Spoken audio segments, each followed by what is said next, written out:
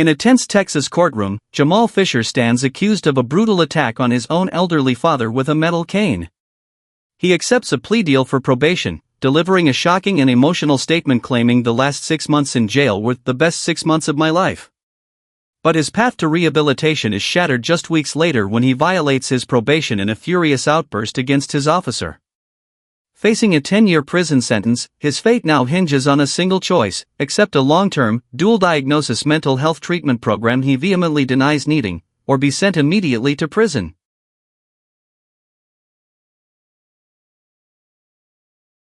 All right, court is calling 2024 CR 011671, State of Texas versus Jamal Ricardo Fisher. If I could have parties announced for the record for the state.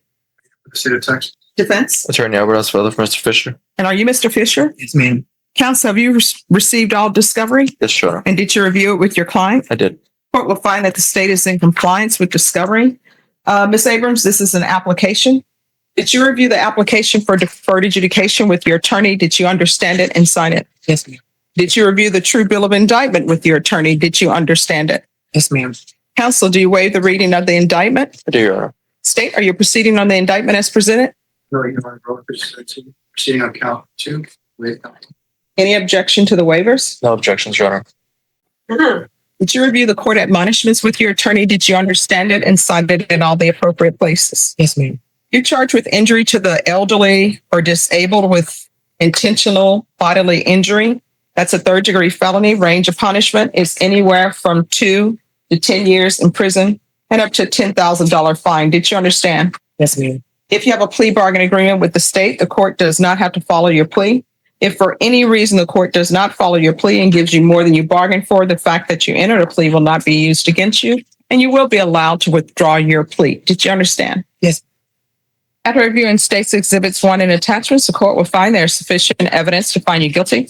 Court will defer finding of guilt as you applied for deferred adjudication. Are you proceeding with sentencing? We are, Your Honor. Anything you wish to say on behalf of your client? We're asking that you follow the plea bargain agreement, Your Honor. My client's been in custody since the offense date back in August of 2024.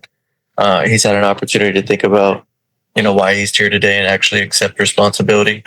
He understands that if granted the application for probation, how daunting that it may be, but in speaking to him, he's ready to move on with his life and make a difference. He understands what he did was wrong. And I believe he has something to tell you, Judge. If you have something you wish to tell me, I'll place you under oath. I'm sure. All right. Can you raise your right hand? Do you solemnly swear or affirm the testimony you give will be the truth and nothing but the truth, so help you God? Yes, ma'am. All right. You can lower your hand. State your name for the record. My name is Jamal Ricardo Fisher. All right. What do you wish to say? Miss Boyd, I can tell, even taking the glasses off, I'm nearsighted. Both of you and I have these little scars right here from our glasses. And I was listening to you earlier. Without my glasses on, I can barely see you. 6 months ago, on August 26th, I reacted to what I felt had been 2 years of a nightmare. I don't know what that means. I have lived with my parents for 38 years, and they're the best things that have ever happened to me. I couldn't see the forest through the trees because what was happening to me had never happened before in my life. That day, I reacted in a horrible way towards my father because I lost my cool and I lost my power. The last 6 months of my life have been the best 6 months of my life because I've gotten in touch with myself and I've remembered a very important thing, that no matter what I'm going through, and no matter what anyone is going through, how I choose to react to it is completely and totally up to me. And these days I choose happiness. I cry a lot because it's been a long 6 months. And the last 2 or 3 of them, I haven't spoken to my family. Well, last 6, I haven't talked to my dad. Last 2 or 3, I haven't talked to my mom. And I've lived with them for the entire 38 years of my life. What happened to me didn't just happen to me, it happened to us. But my parents were never to blame. And I couldn't see that because of, lack of communication, being a 38-year-old and immature in some parts. But I'm glad to be before you today. And I, when I say that the last 6 months have been the best 6 months of my life, I don't intend or want to be back in jail. But it was time that I needed to listen to myself. It was time I needed to listen to God. It was time I needed to really reflect, not just on, the time in here, but the last 38 years of my life. And I'm happy standing before you and my parents today, knowing that God gave me a reason for existing. And it's to bring happiness to myself, my family, and anyone else that I encounter. And no matter what I'm going through in life, no matter how hard it is, I don't have to not be happy. And I surely don't have to take my unhappiness in a moment out on someone, especially not my dad. Here's my question. One, it appears that you're not going to be allowed to live with your parents. So why were you, as a 38-year-old, living with them in the first place? Well, over a decade ago, I'll admit that I was a drug addict, and my parents were enablers. They loved me as much as a parent could love their child, and then some. And so they didn't want to kick me out on the street. They didn't want to, despite me stealing, thieving, and whatnot. That was not the case over the last 2 years. Over the last 2 years, I have done anything and everything I could to get a job. Actually, let me take that back. At the beginning of those 2 years, I was completely sober. In a 2-week span, I had gotten off of all pharmaceutical medications. I decided I no longer wanted to smoke cigarettes, which I had been doing since I was legally allowed to smoke cigarettes. And I no longer wanted to use drugs. And I kept that promise to myself for nearly a year. I was racially profiled and wrongly terminated from my job, fell off that horse, but I remained sober. I didn't smoke cigarettes. And I just decided to get back on that horse. Only I didn't get back on it. After a month of not having any work, I was fine. After 3 months of not having any work, not so much. After 6 months of not having any work, of having my parents' Wi-Fi hacked, my cell phone hacked, of having people whose identities I still don't know listen on my phone calls, things were getting testy. So let me ask you this. Yes, ma'am. Your prescribed medications, what were they for? When I was 21, I was a full-blown heroin addict, and I was depressed because I was a full-blown heroin addict. I'd swallowed 1,300 milligram trazodones because I was tired of my life. I was hospitalized off of Floyd Curl for 7 days, and part of my discharge paperwork was to go see. Okay, here's the thing. I need you to slow down because the court reporter has to take down everything. I apologize. I was hospitalized up to the hospital of Floyd Curl because Methodist. Part of my discharge paperwork was to see this man. His name was Dr. Moody. Not making that up. He talked to me for 35 minutes and said that I had bipolar 2 disorder, prescribed me lithium and clonazepam, and I was 21, max 22. At the time, because I was raised to respect my elders and because I was in the hands of a doctor, I just kind of said, okay. I was never bipolar. I never had bipolar 1, never had bipolar 2, but for over a decade, I kept taking clonazepam. Lithium I got off within about 2 years. But I never needed that medication. I never needed lithium. And it took my ex, who I was then with, to wake me up to the fact that I didn't need to be on that benzo. And do you have any children? No, ma'am. I wish I did. Okay. All right. Any other questions? No other questions. All right. So, is his father here? Mm-hmm. Oh, I think it. All right. If we can have his father come up, please. Hello. Could you raise your right hand for me, please? Yes, ma'am. Do you solemnly swear or affirm the testimony you give will be the truth and nothing but the truth, so help you God? Yes, ma'am. All right. You can lower your hand, state your name for the record. Jamal Fisher. All right. So both parties have agreed for your son to have probation. Yes, ma'am.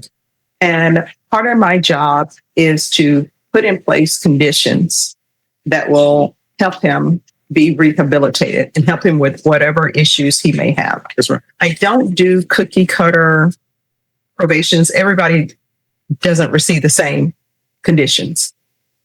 So what is it you think he needs? Is there some mental health issues going on here? Yes, ma'am. All right. When he's talking about being diagnosed with bipolar, he was diagnosed, that's true. And when he says his ex convinced him that he wasn't bipolar and he quit taking medications, mom goes through mood swings. Mm-hmm. And like I said, I'm not a physician, but the physician said he was bipolar. Okay. But a friend or his ex said he wasn't. So he decided to go with the friend of the ex said. Mm-hmm. And when I said mood swings, it's 1 minute he's happy and up and everything's great. The next minute, the world is crumbling. And then there's an anger part of that. Okay. And my wife and I have been dealing with that most of his adult life. He has a pleasant personality, but like I said, for me, on the 26th of August, Jamal beat me with a metal cane like I was a piece of meat. Mm-hmm. Okay. And broke into the house, did a whole bunch of negative stuff that you all have records for. I never understood why. Today, I don't understand why. Mm-hmm. Okay. But some of the same things that he's saying to you as far as the ex convinced him not to take the medication and him not being on medication. And I'm not a doctor, but like when he was on the medication, it seemed like it was happening. Okay. He has had an issue with maintaining jobs. He told me and my wife that we had aliens in my backyard. The Masons was after him. My Wi-Fi had been hacked and all this other stuff. Now, I don't know if the Wi-Fi was hacked or not. It could be because it happens all the time. But as far as some of this other stuff, but there's a Masonic lodge down from my house. Mm-hmm. He talked about going down and blowing up the lodge. And I'm like, no, those folks aren't messing with you. Okay. But he had a couple of pictures on his phone where he felt that people were following him and this type of stuff. And to me, that was all the number point. Like I said, I'm not a doctor. I'm not saying I'm correct, but he just made me feel that way. So let me ask you, do you think it would help him? Because they do have placement in a mental facility to make sure that he is on his medications, to make sure he has a case manager. Do you think that's what he needs and that's what would help him? Yes, ma'am. I mean, when I talked to the DA's Mrs. Jones this morning, and she was talking about what could happen like, as far as 2 to 10 years of type of stuff. And I told her that if Jamal went to jail for 10 years, that's still not going to help him because he has mental issues, in my opinion. So my focus is, even though he assaulted me, is he's my son. I love him. I love him until I leave this earth. But he actually needs some help. Okay. And he doesn't understand that or doesn't see that. You can ask my wife. She's here. And we've been dealing with him for 30 years. And so I will tell you what my plan is with conditions is to get him help for mental health issues.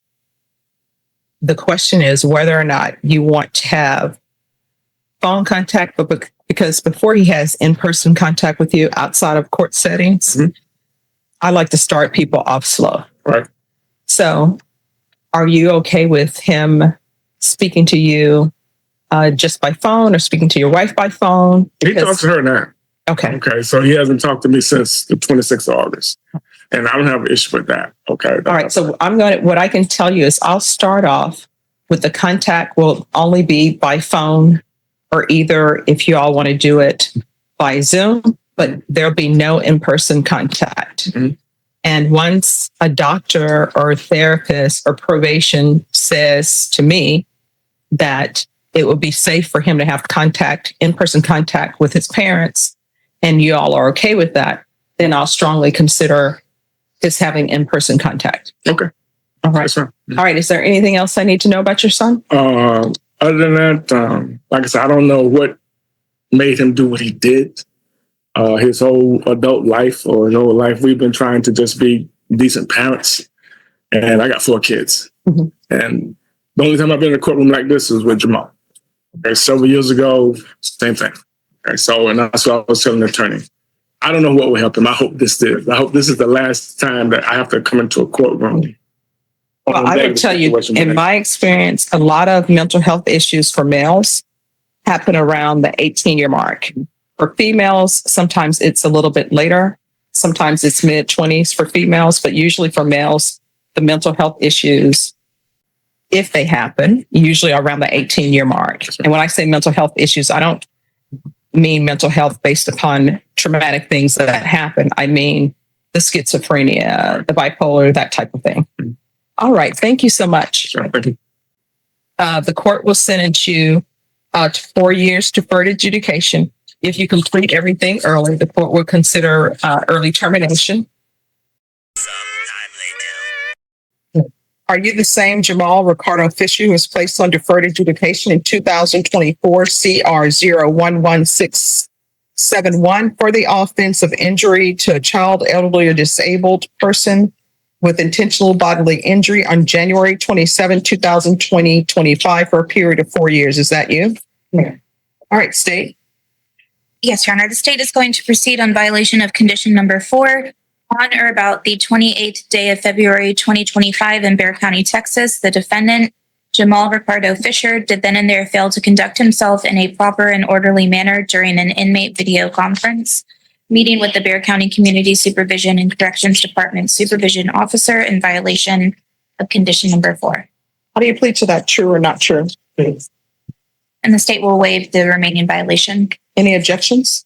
No, Your Honor. Did you understand by pleading true to violation of condition number 4, the court could find it true, grant the motion, find you guilty, and sentence you up to 10 years in the prison and up to a $10,000 fine? Knowing that, do you still wish to plead true to violation of condition number 4? court will find violation of condition number 4 true. Is there proposed agreement? There is not, Your Honor. All right. State, what are you requesting? Your Honor, at this time, the recommendation from probation is amend for DDRF. I do believe that the defendant has undergone a mental health and a TAP substance abuse evaluation, both recommended DDRF, and at that time, that is the state's recommendation as well. All right, thanks.